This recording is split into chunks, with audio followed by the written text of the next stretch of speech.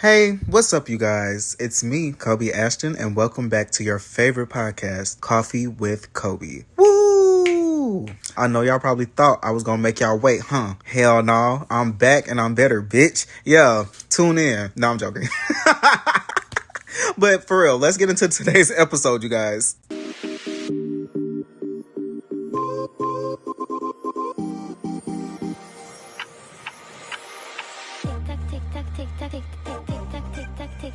As I'm recording this, I am drinking a hot cup of coffee with some sweet and creamy creamer from Delight, and that is my sugar intake for the day.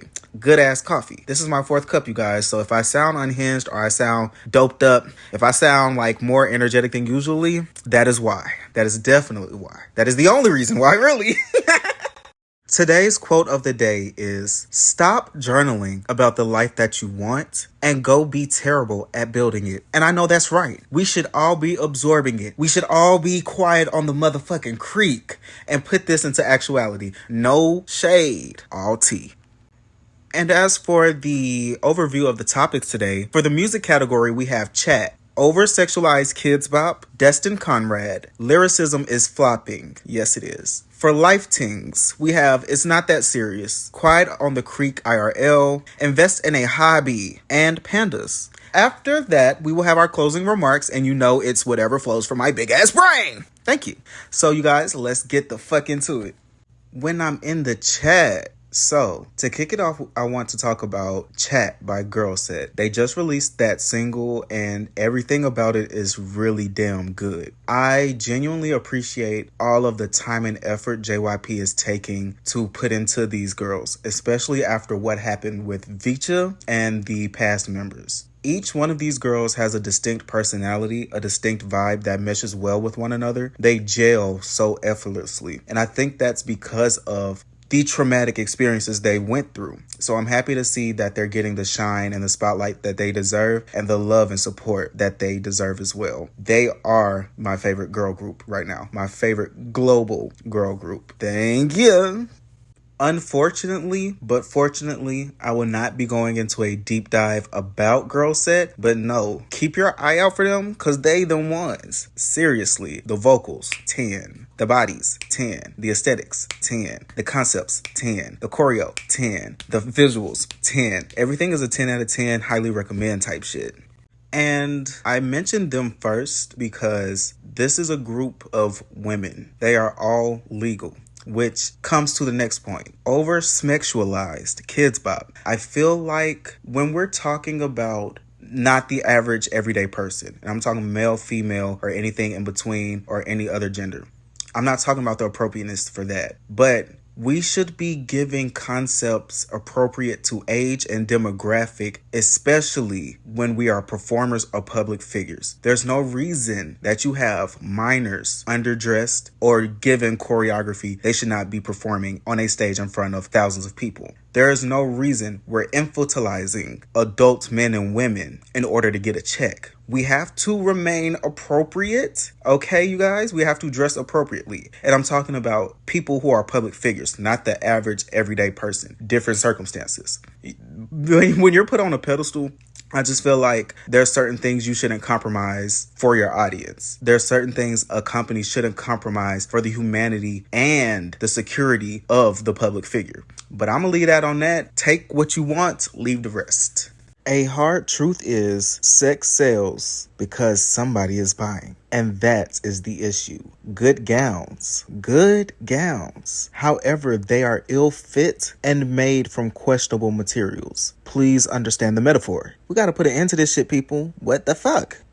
Now I would like to talk about Destin Conrad, and he is a creator and artist that I've been subscribed to basically since Vine. I remember the first song I heard from him was Cautious. This was like 2018 or 2019, and I was like, oh, he is going to make hits. He is going to make fucking records. And seeing the artist he has grown into and the avenues he's matriculated through, oh, he's eating it up every single time. This man drops at least, that I know of, 2 or maybe 3 albums every year for the last 5 years. And each one is better and better. He just dropped his new project and it's so fucking good. You guys, This man is a fucking genius. And honestly, knowing that he was in the same writing sessions as Kehlani and learning from her, it shows they are two artists, true artists. And Destin, you will always be appreciated. Your music will always be a bop. You're timeless. You're a legend. You're a fucking icon. And you guys, these are the people we should be supporting. These are the artists that we should be putting our listening ear to, okay? The good vibrations. Piggybacking off of what I just said about Destin Conrad, I have to be honest, you guys, for the last few years, lyricism has been flopping. And by lyricism, I don't mean it has to be some interpretive shit, some deep-ass altruistic shit. I'm just saying lyricism at its core has been flopping. I don't like choruses that repeat the same word 50 million times. I don't like lyrics that they don't even have to rhyme. They're just shitty. It seems like somebody sat down, told a toddler to use AI, gave them a topic, and then just pushed it into a song. I really would like for music, the art form of music, to be something that really offers more to the people than just bullshit. And I might get flack for saying that, but I actually don't give a fuck because it's the truth. So let's step up the lyricism for the rest of 2026 and let's carry some good shit into the next year. Wake it the fuck up, you guys. Moving off of music, we're going to talk about some life shit, you guys. The first thing is, it's not that serious. And I genuinely have been trying to apply this to nearly every situation. Things can bother us, things can trigger us, things can piss us the fuck off. But we have to realize a lot of this shit is water off a duck's back, and it's not that serious because at the core, it ain't stopped no damn show. You still doing what you want to do. And we all should be able to take constructive criticism without getting in our fucking feelings. I think that for it to be serious, it has to be detrimental to your health. As far as mental health, physical health, spiritual health. You know, you have to be in imminent danger for it to be that serious. Every Joe Blow Schmo, fuck them. And keep living your life, babe. That being said, it's only serious because it touches something personal for us. But if we were quiet on the motherfucking creek IRL, okay? Don't tell nobody what you're doing. Don't tell nobody your plans. Do that shit, keep it pushing. Naysayers, push them to the side. Why are you listening? You have to be quiet on the creek with your intentions, with your life, with your plans, with your goals. Bitch, execute that shit and go on. If you gotta make it a little loud on the creek, skip rocks on that hoe. But don't tell nobody what you doing. Come on, y'all.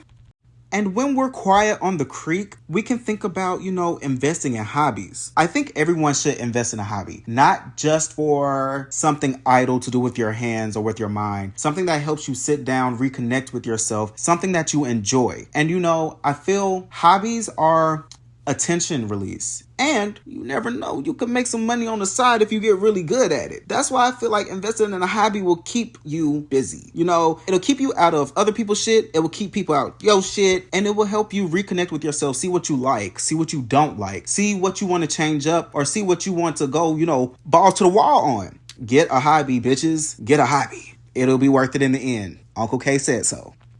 This is also a very random thing, but when I was drafting the outline for this episode, I kept thinking about pandas. I kept thinking about how they're so goofy, but they're intelligent. I was thinking about how they're black and white. A lot of us see the world in black and white, but that shit is really color. There's gray areas, you guys. There's the spectrum of the rainbow. Everything isn't black and fucking white. We do need yin and yang, but we need balance. It also made me think about racism. It should never exist. Prejudice should never exist. Well, prejudice against evil should exist. But prejudice against one another, and we don't even know each other, just because of skin color, gender identity, anything else you can think of, is absolutely fucking insane. Also, fun fact, a lot of pandas are born twins, but one doesn't survive. That is very fucking tragic. Also, if I'm not mistaken, they're not an endangered species anymore. Thank God. I love me pandas. I love pandas, bro.